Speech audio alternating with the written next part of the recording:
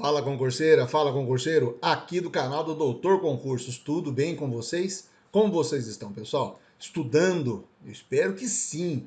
E pessoal, participem aqui dos nossos vídeos. Eu tenho que pedir para vocês, começando o vídeo já de antemão, pedindo essa participação bem legal de vocês, pedindo para vocês deixarem o like. Já dá o like pra gente aí, é mais do que importante. Se inscreva nos canais, se você está chegando aí, está procurando conteúdo de atualidades, se você já é nosso aluno, se você já conhece o nosso canal, então compartilha, escreva, deixa o seu comentário. É muito importante essa interação. Isso é muito bacana e a gente prefere exatamente que você nos dê esse feedback. A gente gostaria muito de saber o que vocês estão achando desse vídeo, certo? Por isso que o joinha é tão importante. Ativa o sininho também, que aí assim que a gente subir o vídeo toda semana, material novo toda semana, a gente avisa vocês, tá? E preparando você para os concursos. Gente, concurso da Polícia Civil, escrivão e agente. Gente, a vaga é tua. É uma vaga sua sim, é só você querer, é só você acompanhar o nosso conteúdo aqui, se inteirar sobre as nossas atualidades, correr atrás. Tem um videozinho da semana passada também, que foi uma live que o Matheus e o Diego fizeram falando sobre, tirando as dúvidas do pessoal, falando sobre esse concurso que está sim muito legal de participar. E eu tenho absoluta certeza, é só você estudar, estuda aqui com a gente, acompanhe o nosso conteúdo, participe aqui do nosso canal, procure aqui a gente nas redes sociais, faça cursinho, estude e uma vaga, eu tenho absoluta certeza, é sua, tá legal? Vamos avançar então para o conteúdo dessa semana, que tem bastante coisa para a gente conversar, aí tem alguns detalhes, a gente precisa falar, porque, olha só, semana passada eu também avisei, já falei sobre a liberação do uso de máscaras em algumas capitais, e agora, estado de São Paulo, meio que puxa a fila aí dos estados, então, que estão liberando agora a utilização das máscaras em ambientes fechados, tá? Em ambientes abertos já estava autorizada a utilização, a não utilização, vamos dizer assim, das máscaras, já estava liberado. Agora, os ambientes fechados também entram nessa conquista, vamos dizer assim, de todos nós, principalmente daqueles que fazem parte do ciclo vacinal, que já estão com 3 doses, né? Os que não tomaram ainda vão ter que continuar usando máscara, tá? Por quê? A questão que está sendo agora colocada, e é o que eu acho que vai ser concurso, vai ser objeto das perguntas que vocês vão responder, é exatamente isso: o seguinte, olha, houve a liberação, mas é uma liberação que ainda restringe para alguns grupos. E quais seriam esses grupos, tá? Eu vou mostrar no videozinho, mas deixa eu só falar sobre isso rapidamente, estabelecer com vocês. A liberação de uso de máscara, de você não usar máscara, então agora em qualquer local fechado. Há alguns locais ainda que ainda requisitam um certo cuidado. Transporte público, ônibus, metrô, trens em geral, hospitais e clínicas médicas que fazem atendimento ao público. Obviamente, o hospital é o lugar onde mais você vai encontrar pessoas infectadas com Covid, tá? Então, nesses locais, todo mundo tem que usar. Quem são as pessoas que ainda precisam elas andar por aí? Os imunossuprimidos, as pessoas que têm algum tipo de comorbidade. Há uma certa contradição em relação às crianças, tá? Os profissionais de saúde no exercício, essa galera tem que continuar usando. Enfim, a gente vai ver daqui a pouquinho. Mas o que eu também quis trazer, já pegando o gancho dessa informação essa semana, foi a decisão e a informação do governo federal de até 31 de março rever a questão da palavra pandemia, ou seja, revogar os decretos de vigor da pandemia. A OMS estabelece desde 2020 que nós estamos num cenário pandêmico. O que o governo federal quer agora é que nós tenhamos um cenário endêmico. Nós estamos em uma endemia. E qual é a diferença disso?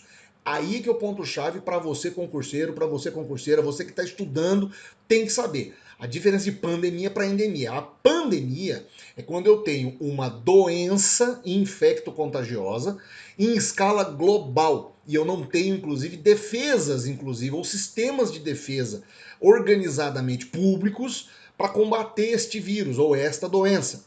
As endemias, não, já são o quê? Eu tenho uma espécie de doença recorrente, no caso, o H1N1, a influenza, são endemias, tá?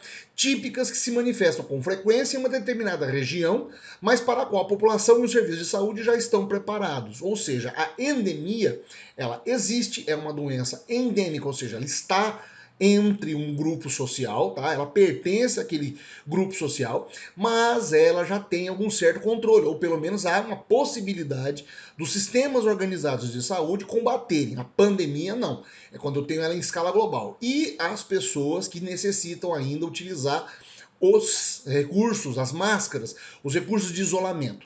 Pessoas que não foram vacinadas e pessoas que ainda apresentam algum tipo de problema. Os imunossuprimidos, como a gente vai ver, e rapidamente aqui eu vou citar alguns, são os grupos de risco, são as pessoas que ainda devem continuar usando máscara em qualquer cenário, tá?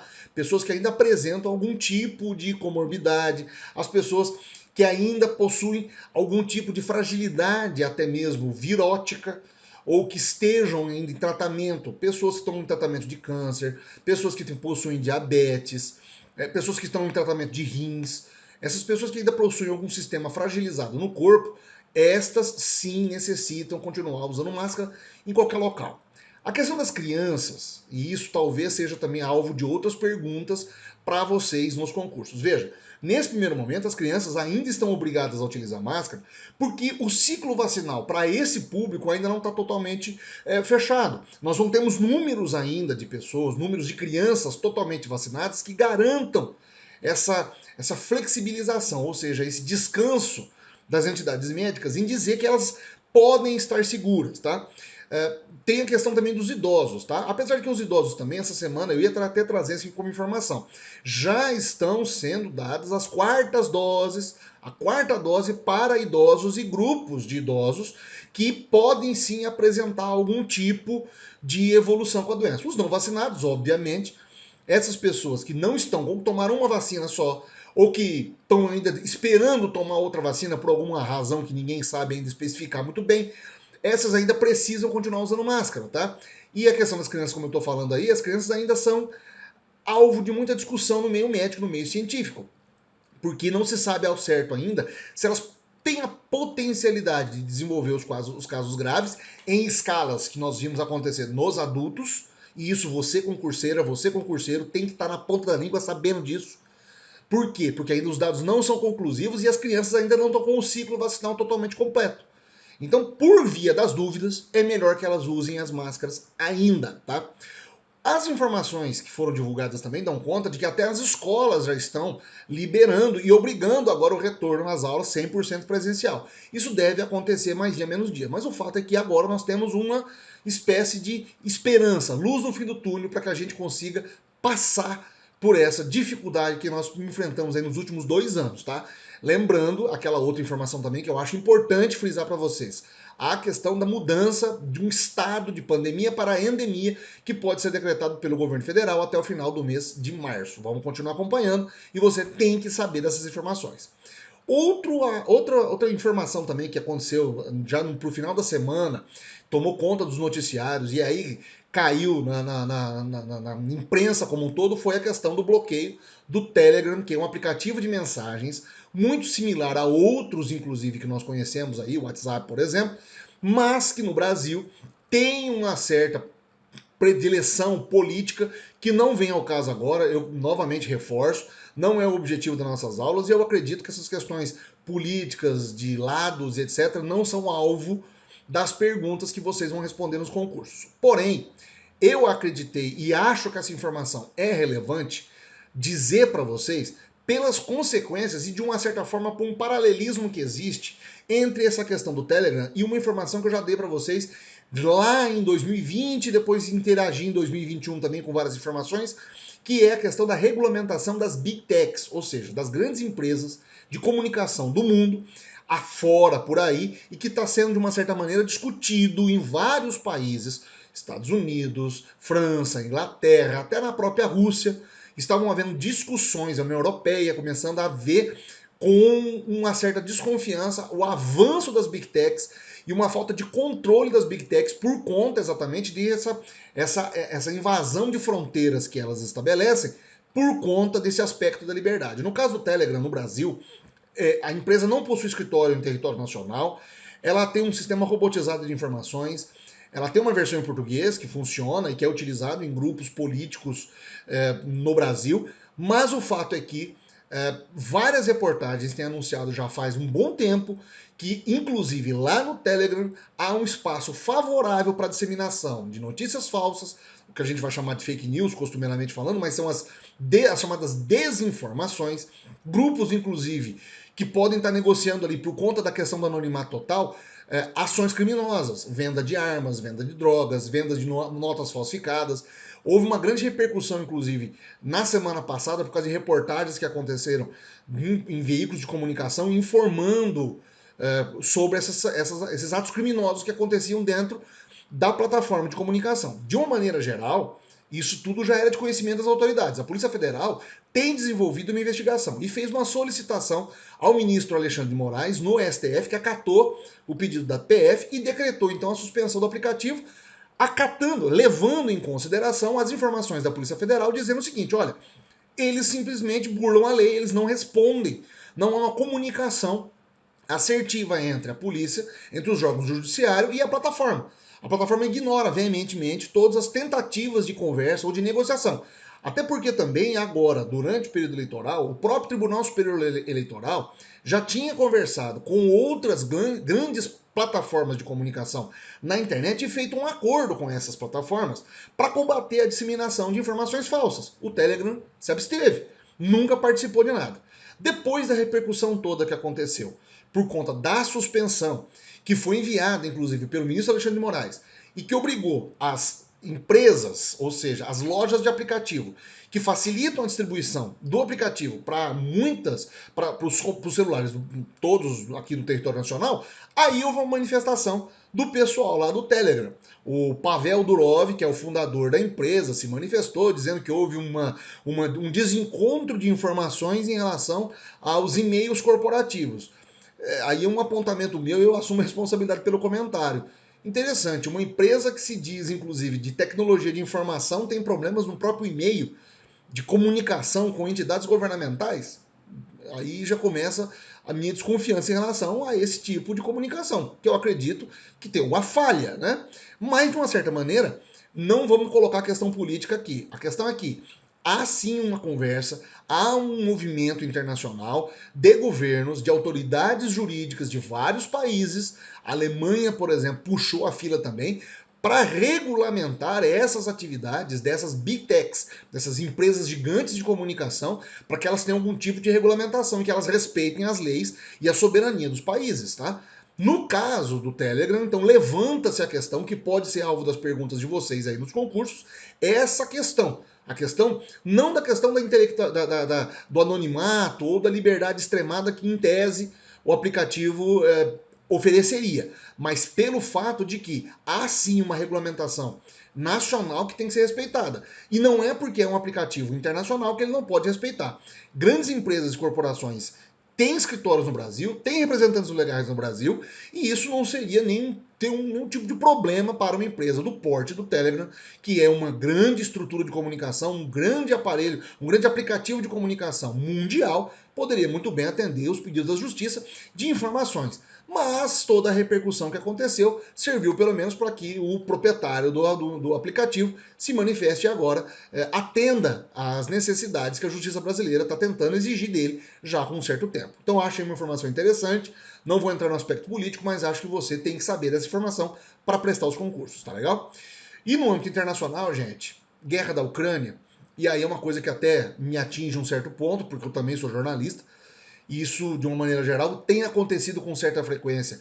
E a guerra da Ucrânia tem servido, inclusive, de exemplo disso que a gente vai falar, do assassinato ou dos ataques a jornalistas que estão cobrindo a guerra. Já não é de hoje que vários veículos de comunicação têm informado que os seus profissionais de imprensa estavam sendo atacados, tá? Durante os conflitos. E em várias ocasiões nós vimos aí, você deve ter acompanhado, vários veículos de comunicação deram as informações dizendo que a imprensa, inclusive russa, estaria sendo cerceada ou como ela é estatizada, ela não está passando todas as verdades ou as versões do conflito. Mas o que tem acontecido? O que aconteceu nessa última semana chamou muita atenção e eu achei importante discutir isso com vocês. Que a morte de jornalistas é um fato em vários regimes totalitários, a gente já sabe disso há muitos anos. Inclusive em outros vídeos eu trouxe para vocês aqui informações sobre isso. E há uma frase de um professor meu, inclusive, que eu tive na faculdade, que dizia: em qualquer conflito armado, em qualquer guerra, a primeira vítima é a imprensa. A primeira bala que é disparada é na cabeça da imprensa. Porque se eu não noticio aquelas informações, eu não tenho oposição na opinião pública, né? Eu vou tentar citar o nome daqui dos jornalistas que foram envolvidos, que morreram, foram mortos, mas como são nomes um pouco complicados, então eu posso errar. No final de semana, um carro onde estavam os cinegrafistas Pierre Zarkzewski, que é da Fox News, e uma jornalista ucraniana, a Alexandra Kushvinova, morreram em um ataque que aconteceu dentro do carro. O carro deles foi atingido quando eles estavam próximos a Kiev. E aí a acusação é que soldados russos atiraram deliberadamente no carro, e o carro inclusive é até identificado como sendo da imprensa, e eles foram mortos. Inclusive quem estava junto com eles, o veículo, também tinha um outro jornalista, que é o Benjamin Hall, que também é da Fox News, também foi ferido. Há um outro jornalista também, o Brent Renault, que foi morto, foi baleado e morto em Irpin, que é uma outra cidade também está sofrendo conflitos. Ele estava no fronte de combate, é um cinegrafista, também foi morto. Depois do começo da semana, você deve ter acompanhado aquela cena, inclusive, que é uma jornalista que entra no fundo. Existe uma âncora que está fazendo a leitura de uma informação e entra uma âncora segurando um cartaz. É a Marina Ovsianikova. Ela invade a transmissão, começa a protestar, dizer para eles não acreditarem na mídia, porque a mídia estava sendo tendenciosa e não estava contando a verdade. Ela foi presa e há uma lei em vigor agora na Rússia que chega a condenar, inclusive, jornalistas ou pessoas que se manifestarem contra ou que divulgarem informações e não disserem que aquilo é só uma operação militar, se dizer que aquilo é guerra, por exemplo, que aquilo é um conflito, eles podem ser punidos. No caso dela, por causa da opinião pública internacional também, sem dúvida, ela foi presa, teve que pagar uma multa aí, 30 mil rublos, que é algo em torno de R$ 1.400, foi posta em liberdade, mas o julgamento dela vai ainda prosseguir. Corre o risco dela ser presa sim. Há também uma outra jornalista ucraniana, a Victoria Roshina, que é funcionária de uma agência de notícias ucraniana, que foi presa por soldados russos e ela está sem comunicação. Ela teria sido presa no dia 15 de março, pelo Serviço Federal de Segurança da Rússia. Ela está presa e não teve mais contato com ninguém. Essas imagens que vocês vão ver agora, inclusive, são de um outro grupo de jornalistas que foram atacados dentro do ambiente de guerra, em uma estrada, fazendo cobertura. Os soldados nem pestanejam, atiram.